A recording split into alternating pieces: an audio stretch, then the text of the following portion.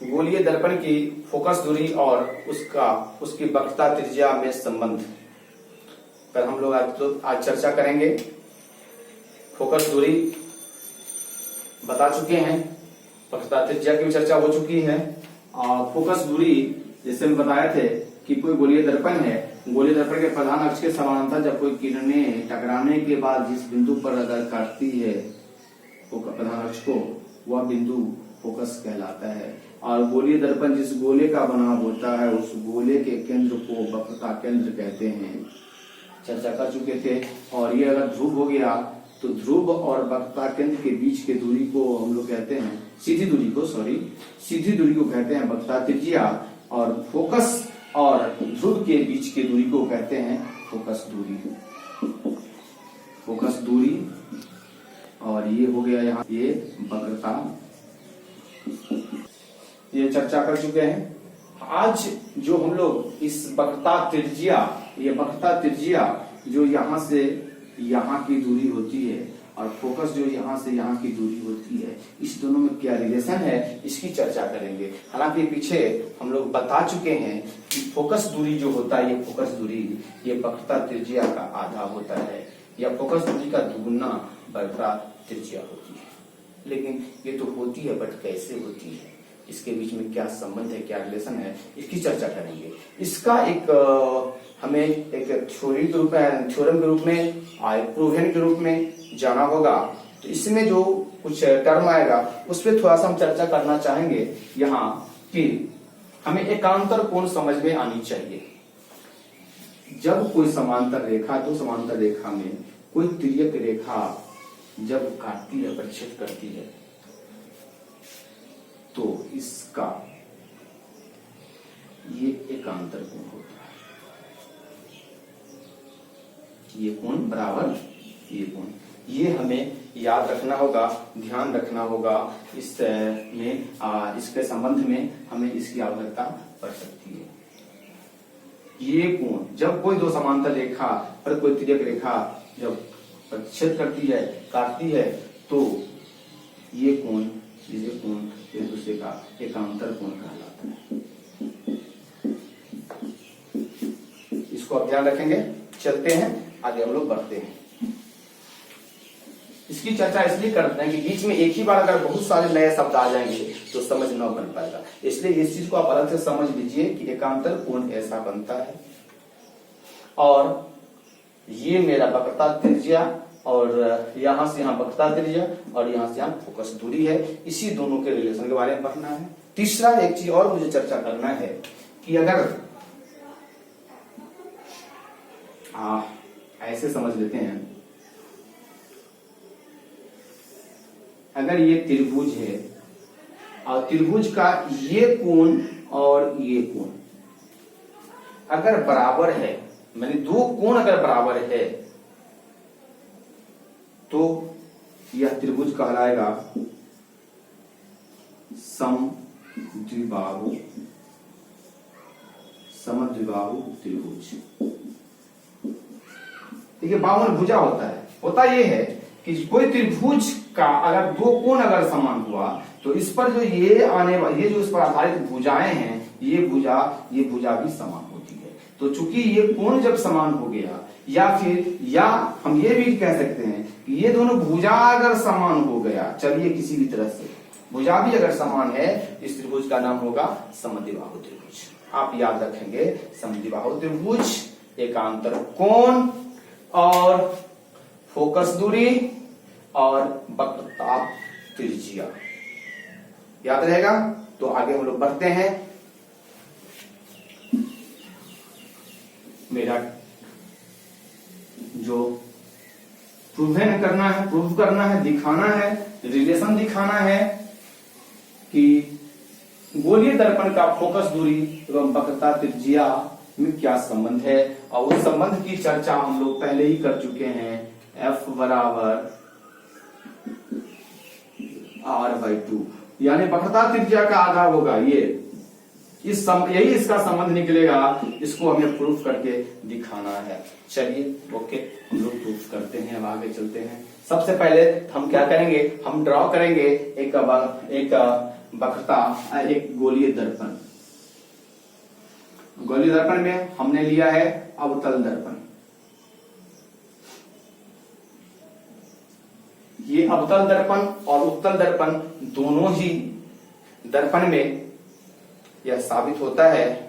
हम अभी चलते हैं अवतल दर्पण पे। अवतल दर्पण जब हम लेते हैं तो अवतल दर्पण जो हमने लिया, मान के चलते हैं इस अवतल दर्पण का एक प्रधान अक्ष होगा, इसका एक ध्रुव होगा, ध्रुव P होगा, मान के चलिए इसको P ध्रुव है। इसका एक वक्रता केंद्र होगा जिसको हम C कहते हैं। कोई किरण जो प्रकाश की किरण A से कोई किरण AB मान के प्रकाश की किरण है, यह दर्पण पर टकराने के बाद वो प्रधान अक्ष को काटेगी। आप प्रधान अक्ष जहां काटती है वो क्या कहलाता है, हम लोग चर्चा कर चुके हैं। ये मेरा फोकस होता है, ये मेरा फोकस है। अब जब ये किरणें काटती है, थोड़ा सा बीच में दूरी जिस तरह से होता है, जो कि हम जानते हैं कि वक्रता केंद्र गोला का बीच वाला भाग होता है, उस हिसाब से करते हैं। अब ये आपतित किरण और ये परावर्तित किरण, इस परावर्तित किरण और आपतित के बीच में, परावर्तित किरण और आपतित किरण और परावर्तित किरण के बीच में एक अभिलंब हम डालते हैं। ये अभिलंब मेरा हो गया A और A से C की ओर, ठीक है। अब यहां एक कोण बनेगा, ये कोण कहलाएगा आपतन कोण, और ये जो कोण बनेगा ये बनेगा परावर्तित कोण, परावर्तित कोण। क्लियर है, कोई दिक्कत है इसमें? अब देखिए, ये रेखा समानांतर है, इसके लाइन किसके समानांतर, ये चूंकि प्रधान अक्ष है, ये प्रधान अक्ष के समानांतर ये प्रकाश की किरण है। यदि ये समानांतर है तो ये जो आपतित किरण आई है, बिल्कुल ऐसे ही जैसे मैंने समझाया था एकांतर कोण, ये अगर ऐसे काटती है तो ये कोण बनेगा। बिल्कुल यही चीज यहां आ गया। ये कोण जो बन रहा है इस अभिलंब का जो उसके साथ जो कोण बनाती है, यहां भी अभिलंब के साथ वक्रता केंद्र यही कोण बनाती है आई। क्लियर है? एकांतर कोण से ये बना आई, और आई कोण आई और कोण आर एक जैसा होगा। किस नियम से होगा, आप पढ़ चुके हो।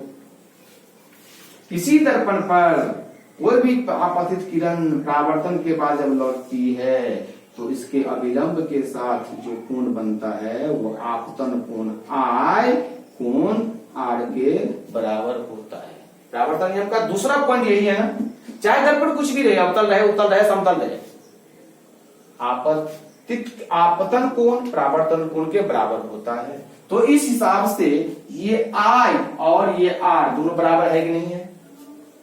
अच्छा देखिए, जब आई और आर बराबर है, यही आई यहां भी है, तो ये दोनों कोण बराबर हो गया कि नहीं हो गया?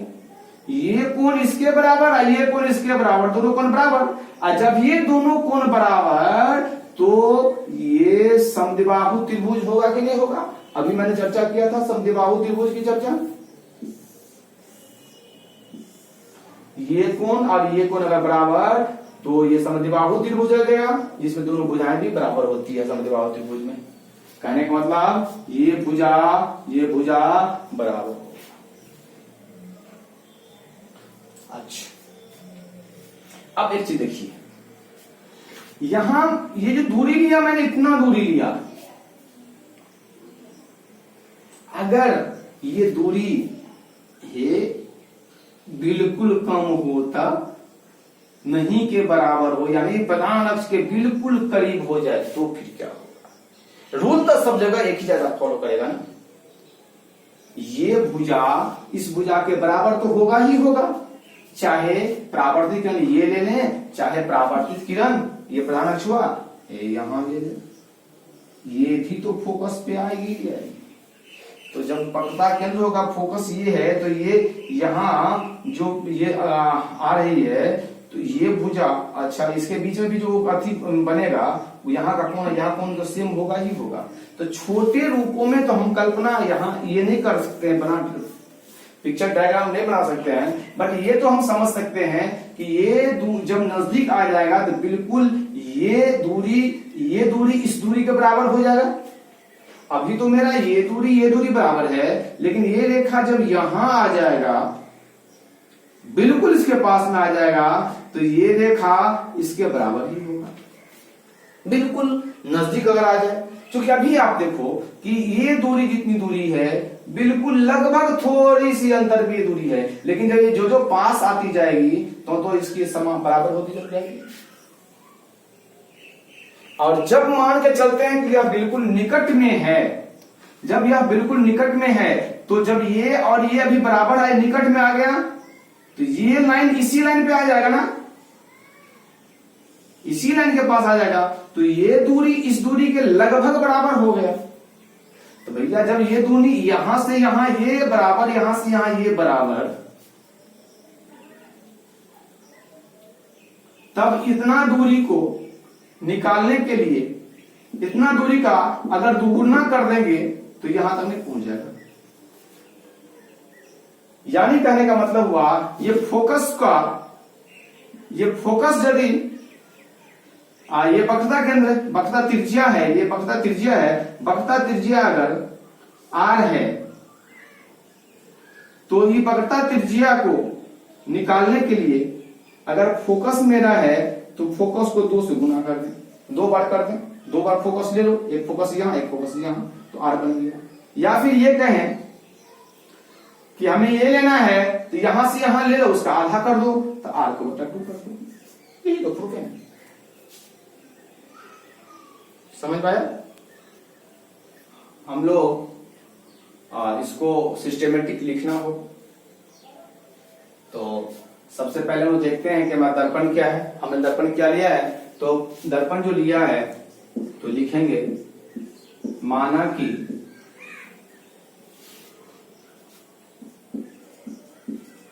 अवतल दर्पण बी डैश नाम देते हैं में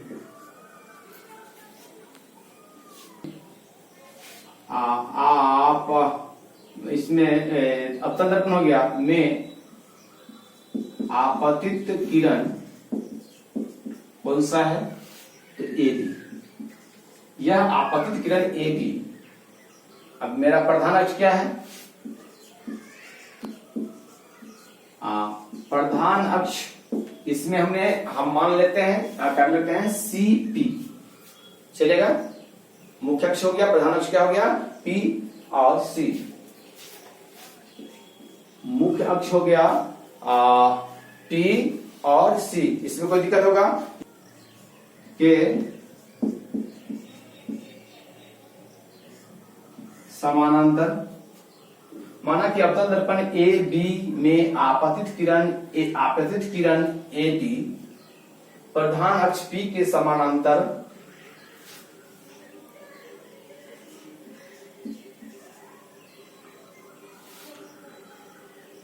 आपतन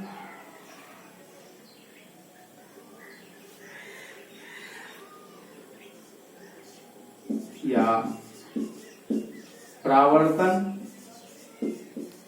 के बाद फोकस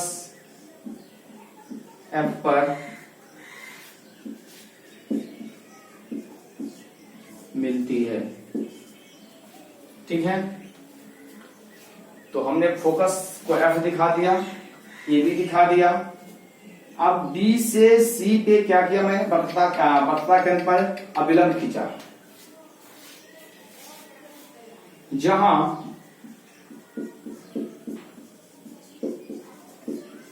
अभिलंब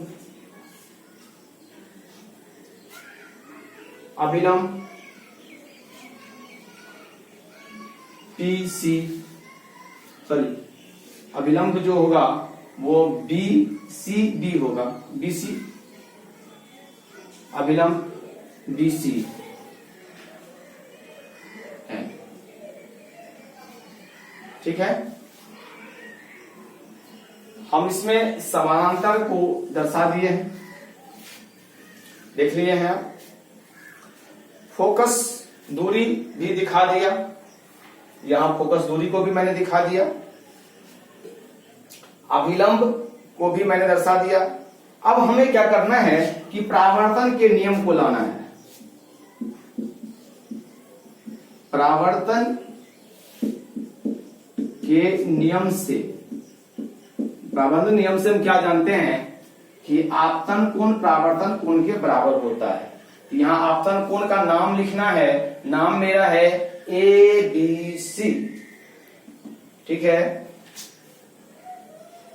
कोण ए बी सी, ये कोण बराबर हो जाएगा, ए बी सी का बराबर होगा सी बी एफ का, कोण सी बी एफ, क्लियर। अब एक और चीज हम लोग देखें कि अब ये सॉरी सी बी एफ जो है ये निकला। अब नया हम लोग देखते हैं कि ये कोण इस कोण के बराबर हो गया, अब ये कोण इस कोण के बराबर होगा, कैसे? एकांतर कोण के नियम से। तो इसके लिए हमें लिखना होगा कोण ए बी सी, कोण ए बी सी बराबर, कोण ए बी सी बराबर बी सी एफ, यानी बी सी एफ। देखिए बी सी एफ, ठीक है, यानी ये कोण इस कोण के बराबर हुआ, ये होता है एकांतर कोण से। एकांतर कोण का जो नियम मैंने बताया था, और यदि एकांतर कोण से ये बराबर हो गया इस दोनों से के आधार पर हम क्या देखते हैं कि ये कोण इस कोण के बराबर और ये कोण इस कोण के बराबर, तो जब दोनों, अब इसलिए क्या हो गया, दोनों कोण बराबर हो गया, इसीलिए देखिए एबीसी बराबर ये कोण है, एबीसी बराबर ये कोण दोनों है, इसका मतलब ये कोण बराबर ये कोण, कोण सी बी एफ बराबर कोण B C F, C B F, C B F, ये कोण बराबर हो गया बी सी एफ इस कोण का। ये जब ये बराबर हो गया, ये मिला, इस दोनों से हमको मिला है, और जब ये बराबर हो गया तो बराबर हो गया, अतः क्या हो जाएगा कि सी बी एफ एक समबाहु त्रिभुज होगा, सी त्रिभुज है सी बी, अब त्रिभुज हो गया, ये त्रिभुज का साइन ऐसे दिखाते हैं, त्रिभुज सी बी एफ समबाहु त्रिभुज होगा। जब ये समबाहु त्रिभुज होगा तो फिर क्या होगा, सी एफ बराबर हो जाएगा बी एफ के, सी एफ बराबर हो जाएगा बी एफ के, यहां इसलिए डालिए, ये दोनों बराबर हुआ तो समबाहु त्रिभुज होगा, जब ये समबाहु हुआ तो समबाहु त्रिभुज का दोनों भुजा बराबर होगा कि नहीं, ये समबाहु त्रिभुज बराबर हो जाएगा। और जब ये बराबर हो गया, अब ये दोनों भुजा बराबर हो गया, अब ये भुजा और ये भुजा बराबर कर दिया, अब क्या करना है, इस भुजा को यहां लाना है, यहां बताना है कि यहां है, मतलब इसके बिल्कुल पास में है। आप इस चीज को समझ सकते हैं कि अगर कोई वृत्तीय ये है और यहां से अगर हम ये दूरी लें, थोड़ा सा ये दूरी लें, ये दूरी लें और ये दूरी लें, इस दोनों में बहुत मामूली अंतर होता है, इस दोनों के माप में, लेकिन हम तो इसको यहां जब ले आते हैं तब तो दोनों लगभग बराबर हो ही जाता है। यही चीज में दिखाना है हमको, दिखाना यही है कि बीपी जो के बहुत निकट, ये जो बीपी के बहुत निकट है, ये जो मेरा बी जो है वो पी के बहुत निकट है। अब यदि बी पी के बहुत निकट है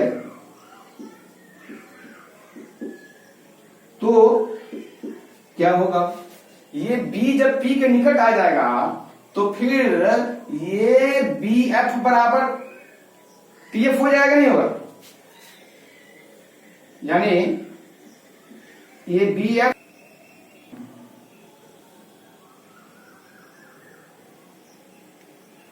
एफ बराबर क्या हो जाएगा यहां पर, पी एफ। हाँ, पी एफ लिखें या एफ पी लिखें, मैंने ये दूरी, ये जो था बी एफ मेरा, ये एफ पी के बराबर हो गया, ये दोनों बराबर हो गया, इसके बराबर हो गया। अच्छा, ये जब बराबर हो गया तो ये और ये बराबर था, अब ये जब बराबर था ये बराबर हो गया।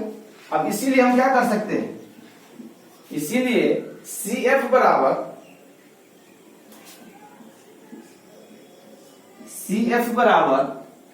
F P. भैया अब ये जो दोनों बराबर है तो एफ पी मेरा क्या है, एफ पी मेरा क्या है, फोकस है।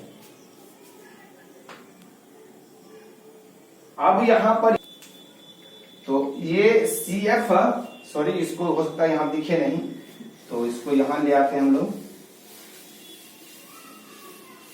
यहां से करते हैं। ये बी एफ बराबर एफ पी हो गया। तो जब ये बराबर ये हो गया और ये हम लोग सेम कर चुके हैं, अब इसको यहां ले आया, ये तो सेम होगा ही होगा, क्योंकि इसका ये सेम था तो ये भी इसका सेम ही होगा।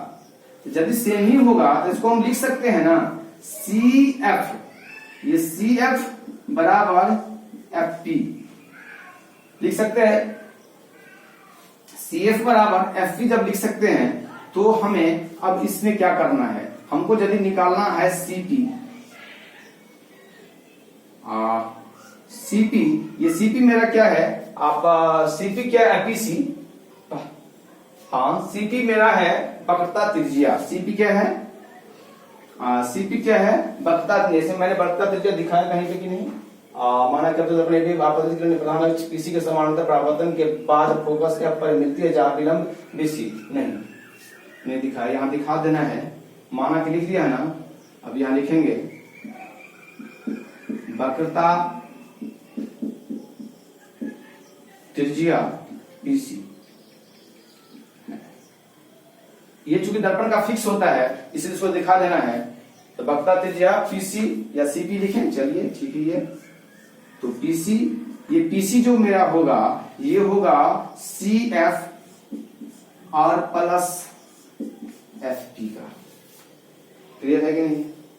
अब एफ पी क्या है मेरा, ये क्या है, फोकस है, ये क्या है, एफ पी मेरा क्या है, एफ पी क्या है, ये फोकस है, एफ पी क्या है मेरा, फोकस है। तो एफ पी क्या है, फोकस है। तो इसके हमें यहां पर दिखाने परावर्तन के बाद फोकस एफ, ठीक है, एफ पर, ये फोकस बिंदु हो गया।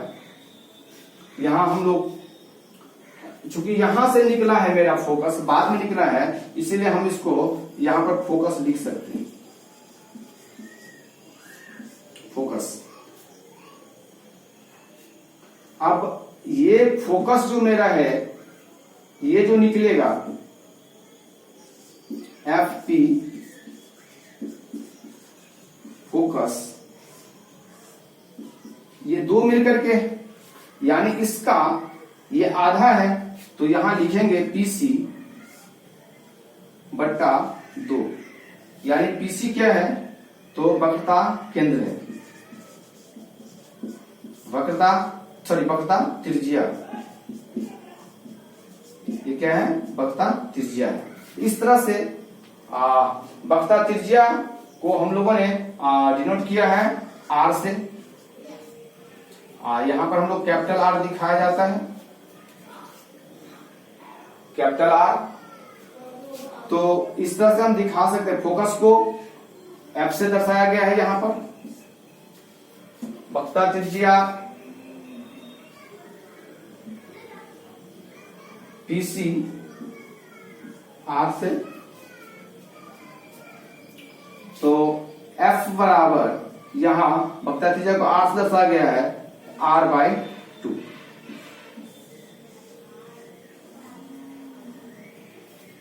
इस प्रकार हम लोग देखेंगे। एक बार इसको हम लोग डिवाइड कर लेते हैं कि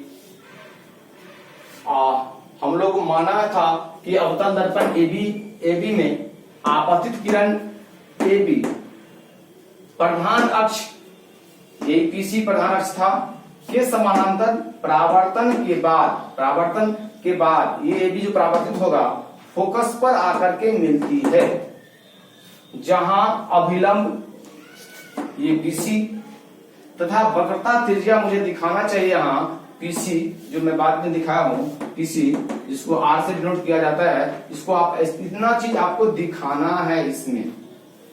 फोकस चूंकि हमारा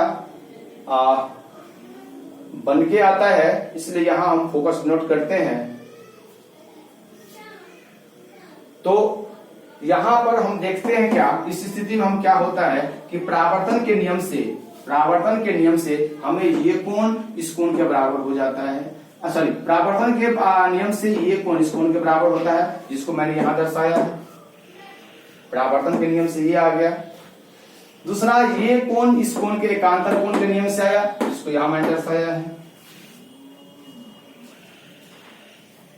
और जब ये एकांतर कोण हो गया तो ये कोण, ये भुजा, दोनों कोण बराबर जब हो गया तो फिर ये CBF ये कोण और BCF, ये दोनों कोण जब बराबर हो गया, ये भुजा इस भुजा के बराबर हो गया, ये समबाहु त्रिभुज हो गया। समबाहु त्रिभुज का दोनों बराबर है, चूंकि ये कोण बराबर, तो समद्विबाहु त्रिभुज, समबाहु, सॉरी यहां मैंने गलती कर दिया है, समद्विबाहु नहीं, समद्विबाहु होगा, समबाहु नहीं, समद्विबाहु।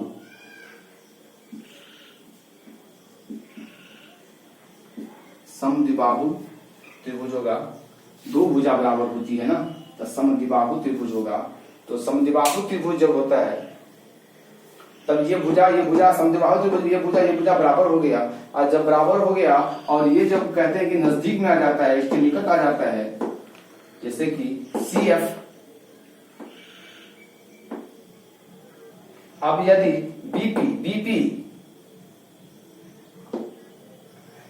ये B जो है सो P के निकट यदि आ जाता है, तब BF, ये BF बराबर FP, ये इसके बराबर हो जाता है।